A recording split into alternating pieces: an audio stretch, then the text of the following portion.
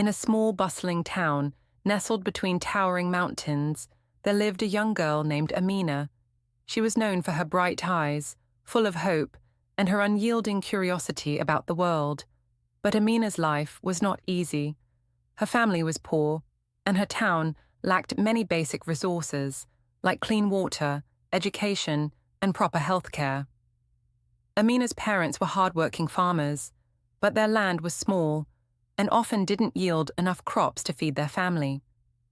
Education was a luxury most children couldn't afford, and Amina spent her days helping her parents on the farm instead of going to school.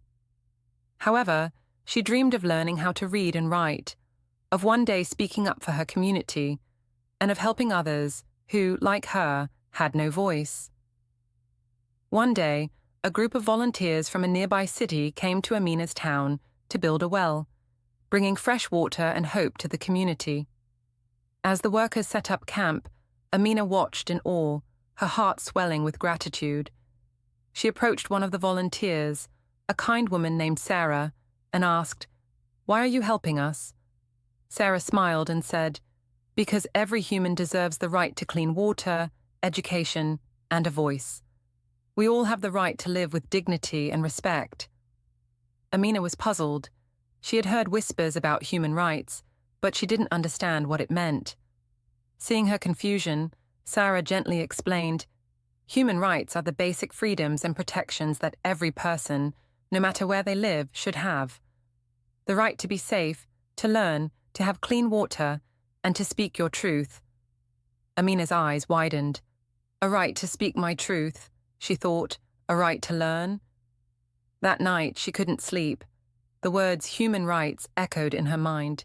She realized that her family, her community, and even she herself had been denied some of these basic rights. No one had ever asked them about what they needed, what they wanted for their future. She felt a burning desire to change this, to ensure that no one else would have to live in silence and struggle. The next day, Amina gathered her friends. "We must speak up," she said. "Our voices matter. Our rights matter." At first, the others were skeptical. They had been taught to remain quiet, to accept things as they were. But Amina was determined, and slowly, one by one, they joined her. They wrote letters to local leaders, sharing their stories and asking for better access to education, healthcare, and clean water. Soon, their voices reached far beyond the town. News outlets picked up their story, and the government took notice. It wasn't long before Amina's town had a school built, with teachers who cared and textbooks to learn from. The well brought clean water, and healthcare services began to improve. Amina's community slowly transformed, not just because of the help they received, but because they had learned to stand up for their rights.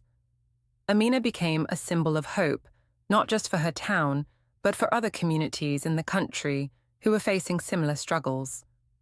She had become the voice for the voiceless, and though she was still just a girl, she knew that human rights were not just words. They were the foundation of every person's dignity and freedom. Years later, Amina stood at the front of a large assembly hall, speaking to leaders from all over the world. "Human rights are not a luxury for the privileged," she said with unwavering conviction. "They are the birthright of every person, everywhere. We must fight to ensure that everyone, no matter their circumstances, can live a life of dignity, with freedom, justice, and equality." Her journey had begun in a small town, but it had sparked a movement that reached across the globe, proving that even the smallest voices can change the world.